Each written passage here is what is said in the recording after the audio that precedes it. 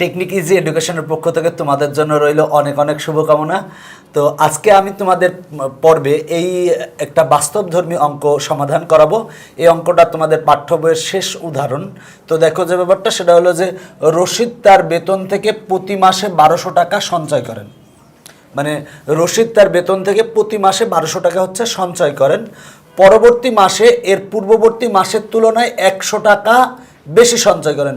মানে প্রথম মাসে যদি 1200 টাকা করেন, পরবর্তী মাসে করেন 1300 টাকা, তার পরবর্তী মাসে সঞ্চয় করেন হচ্ছে 1400 টাকা, তারপরের মাসে সঞ্চয় করেন হচ্ছে 1500 টাকা। মানে প্রতি মাসে বলা আছে যে পরবর্তী মাসে এর পূর্ববর্তী মাসের তুলনায় 100 টাকা বেশি সঞ্চয় করেন। এখন বলা আছে সমস্যাটিকে n সংখ্যক পদ পর্যন্ত ধারায় প্রকাশ করো। সংখ্যাটিকে যে সমস্যাটা আছে এই সমস্যাটাকে n সংখ্যক পদ পর্যন্ত ধারায় প্রকাশ করতে হবে। মূল কথা, রশিদ তার বেতন থেকে প্রতি মাসে 1200 টাকা সঞ্চয় করেন। তো এখানে শর্ত দিছে পরবর্তী মাসে এর পূর্ববর্তী মাসের তুলনায় 100 টাকা বেশি সঞ্চয় করেন। তো সমস্যাটিকে n সংখ্যক পদ পর্যন্ত ধারায় প্রকাশ করো। তো দেখো প্রশ্ন অনুসারে যে ধারাটির প্রথম পদ মানে এ ইকুয়ালটা হবে যে 1200 টাকা সঞ্চয় করেন, প্রতি মাসে 1200 টাকা সঞ্চয় করেন, সেটা হবে প্রথম পদ এ। আর পরবর্তী মাসে এর পূর্ববর্তী মাসের তুলনায় 100 টাকা বেশি সঞ্চয় করেন, মানে সাধারণ অন্তর হবে হচ্ছে ডি। তাহলে দ্বিতীয় পদ কত হবে? দেখো দ্বিতীয় পদ হবে, দেখো প্রথম পদ হচ্ছে 1200 সাথে দেখো পূর্ববর্তী মাসের পরবর্তী মাসে এর পূর্ববর্তী মাসের তুলনায় 100 টাকা বেশি সঞ্চয় করেন। তার মানে দ্বিতীয় পদ হবে 1200 টাকা যোগ 100 টাকা সমান হবে 1300 টাকা। তাহলে তৃতীয় পদ কত হবে? 1300 টাকা যোগ 100 টাকা, কারণ 100 টাকা করে বলা আছে যে 100 টাকা বেশি সঞ্চয় করবেন। তাহলে 1300 টাকা যোগ 100 টাকা সমান 1400 টাকা। তাহলে চতুর্থ পদ কত হবে? 1400 টাকা যোগ 100 টাকা সমান 1500 টাকা। তাহলে পঞ্চম পদ কত হবে? 1500 টাকা যোগ 100 টাকা সমান হবে 1600 টাকা। তো দেখো যে ব্যাপারটা, এটা ইহা একটি সমান্তর ধারা, কারণ যে কোনো পদ বিয়োগ তার পূর্ববর্তী পদ করলে সব ক্ষেত্রে কিন্তু সমান আসে। সুতরাং ইহা একটি সমান্তর ধারা। ধারাটি তাহলে কত হবে? 1200, প্রথম পদ হচ্ছে 1200 যোগ দ্বিতীয় পদ হচ্ছে 1300 যোগ তৃতীয় পদ হচ্ছে 1400 যোগ ডট ডট ডট বলা আছে কিন্তু যে n সংখ্যক পদ পর্যন্ত, তাহলে dot dot dot plus n পর্যন্ত। এটাই হচ্ছে আমার অ্যান্সার। ধারাটা নির্ণয় করতে বলেছিল, ধারাটা নির্ণয় করানো শেষ। এরপরে দেখো বলা আছে তিনি 18তম মাসে কত টাকা, বলা আছে যে 18তম মাসে কত টাকা এবং প্রথম 18 মাসে মোট কত টাকা সঞ্চয় করেন। মানে তিনি 18তম মাসে কত টাকা সঞ্চয় করেন 18তম মাসে। তাহলে আমরা জানি সমান্তর ধারার nতম পদের সূত্র হচ্ছে a plus n minus 1 into D. তাহলে 18তম মাসে সঞ্চয় কত হবে? 18তম মাসে সঞ্চয় হবে n এর স্থলে 18 হবে। তাহলে 18 মাইনাস 1 সমান হবে 17। আর এ সমান, আমরা এ সমান প্রথম পদ পেয়েছিলাম 1200 আর সাধারণ অন্তর ডি সমান পেয়েছিলাম 100।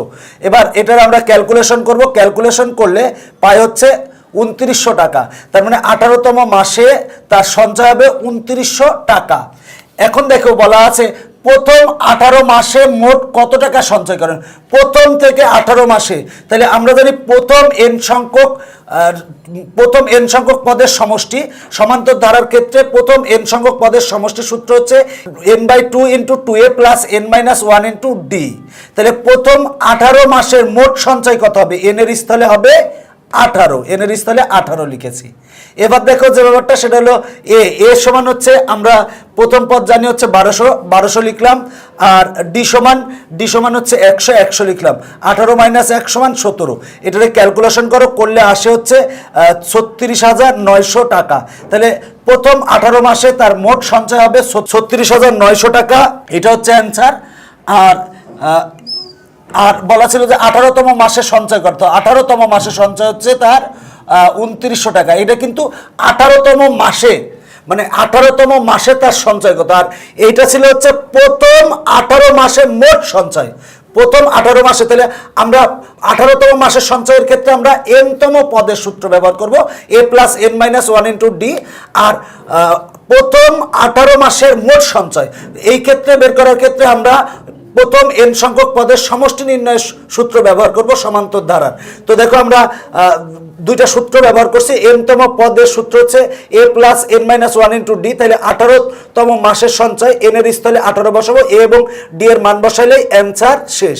এরপরে দেখো আমরা জানি প্রথম n সংখ্যক পদের সমষ্টি নির্ণয়ের সূত্র হচ্ছে এইটা, তাহলে প্রথম 18 মাসের মোট সঞ্চয়, 18 মাসের মোট সঞ্চয়, n এর স্থলে 18 লিখবো, এরপর a এবং d এর মান বসিয়ে ক্যালকুলেশন করব, তাহলে নির্ণয় অ্যান্সার চলে আসবে। এখন বলা আছে তিনি কত বছরে মোট 1,06,200 টাকা সঞ্চয় করবেন। কত বছরে সে এই 1,06,200 টাকা সঞ্চয় করবে? তাহলে আমরা মনে করি তিনি n মাসে, মানে n মাসে 1,06,200 টাকা সঞ্চয় করবেন। বলে দিলাম যে মনে করি সে n মাসে 1,06,200 টাকা সঞ্চয় করেন। তাহলে দেখো যে ব্যাপারটা আমরা জানি সমান্তর ধারার প্রথম n সংখ্যক পদের সমষ্টি নির্ণয়ের সূত্র হচ্ছে n/2 into 2a plus n minus 1 into D. তো আমরা সমষ্টি নির্ণয়ের যে সূত্রটা জানি, এই সমষ্টি নির্ণয় সমান হবে কিন্তু 1,06,200 টাকা, কারণ বলা আছে তিনি কত বছরে মোট এত টাকা সঞ্চয় করবেন। আমি ধরে নিয়েছি তিনি n বছরে 1,06,200 টাকা সঞ্চয় করবেন। তাহলে n বছরের সমষ্টি নির্ণয়ের যেটা সূত্র সেইটা ইকুয়াল টু হবে 1,06,200 টাকা। প্রথম n সংখ্যক সমষ্টি নির্ণয়ের যে সূত্র এইটা ইকুয়াল টু লিখবো হচ্ছে 1,06,200 টাকা লিখছি। এরপরে দেখো আমরা এর মান হচ্ছে 1200, এর মান 1200 বসালাম, আর ডি এর মান আমরা 100 জানি, 100 বসালাম। এবার দেখো যে ব্যাপারটা n/2 2 গুণ 1200 সমান হয় 2400 প্লাস n আর 100 গুণ করলে হয় 100n মাইনাস 1 আর হলো 100 গুণ করলে হয় মাইনাস 100 আর ইকুয়াল টু 1,06,200। এবার দেখো যে ব্যাপারটা আমরা উভয় পক্ষকে 2 দ্বারা গুণ করব। 2 দ্বারা গুণ করলে 2 আর 2 কাটা যায়, আর একে 2 দ্বারা গুণ করলে হবে 2,12,400 এইটারে গুণ করলে, আর 2400 বিয়োগ 100 সমান হবে 2300 আর যোগ হচ্ছে 100n। এবার আমরা ব্র্যাকেট তুলে দিব এবং এইটার এই পক্ষে নিয়ে আসবো। n আর 100n গুণ করলে হয় 100n স্কোয়ার, n আর 2300 গুণ করলে হয় 2300n, আর এটা মাইনাস প্লাস পক্ষান্তর করলে হবে মাইনাস ইকুয়াল টু 0। এবার আমরা সবগুলাকে আমরা এইটা উভয় পক্ষকে আমরা 100 দ্বারা ভাগ দিব। তাহলে 100 দ্বারা যদি ভাগ দিই তাহলে হবে এখানে n স্কোয়ার, 100 দ্বারা ভাগ করলে হবে 23n, 100 দ্বারা ভাগ করলে হবে 2124। এবার আমরা এটারে মিডিল টার্ম করব।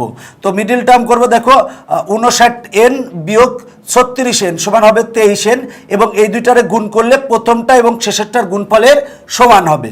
এবার এইখানে আমরা n কমন নিব, এইখানে আমরা মাইনাস 36 কমন নিব। এবার এইটাতে কমন হচ্ছে n প্লাস 59 থাকে হচ্ছে n মাইনাস হচ্ছে 36। তাহলে দেখো হয় এইটা ইকুয়াল টু 0 লিখলাম। এবার এইটা প্লাস পক্ষান্তর করলে হবে মাইনাস। এনকে কিন্তু আমরা এন মাসে মানে সময় ধরছি, সময় কখনো ঋণাত্মক হতে পারে না। তো তাহলে এন ইকুয়াল টু মাইনাস 59, যা গ্রহণযোগ্য নয়, কারণ সময় কখনো ঋণাত্মক হতে পারে না। তাহলে অথবা এইটা ইকুয়াল টু 0, তার মানে 36 মাইনাস পক্ষান্তর করলে হবে প্লাস, তার মানে n ইকুয়াল টু 36, তার মানে নির্ণয় সময় হচ্ছে 36 মাস। 36 মাস সমান 3 বছর। তাহলে লিখবো নির্ণয় সময় 36 মাস বা 3 বছর। দেখো যে ব্যাপারটা এখানে অঙ্কটায় বলা ছিল তিনি কত বছরে মোট 1,06,200 টাকা সঞ্চয় করবে। তো আমরা প্রথমে ধরে নিলাম, মনে করি তিনি n বছরে 1,06,200 টাকা সঞ্চয় করেন। তো তাহলে দেখো যে ব্যাপারটা আমরা জানি সমান্তর ধারার ক্ষেত্রে n সংখ্যক পদের সমষ্টি নির্ণয়ের সূত্র হচ্ছে n/2 2a plus n minus 1 into D. তাহলে দেখো আমরা ধরে নিয়েছি যে তিনি হচ্ছে n মাসে এই 1,06,200 টাকা সঞ্চয় করবে। আর আমরা জানি n সংখ্যক পদের সমষ্টি এত, তাহলে প্রশ্ন মতো হবে এইটা ইকুয়াল টু এইটা। তাহলে এইটা ইকুয়াল টু এইটা লিখে এবার আমরা ক্যালকুলেশন করে আমরা n এর মান পেয়েছি 36। তার মানে তিনি 36 মাসে 1,06,200 টাকা সঞ্চয় করবেন।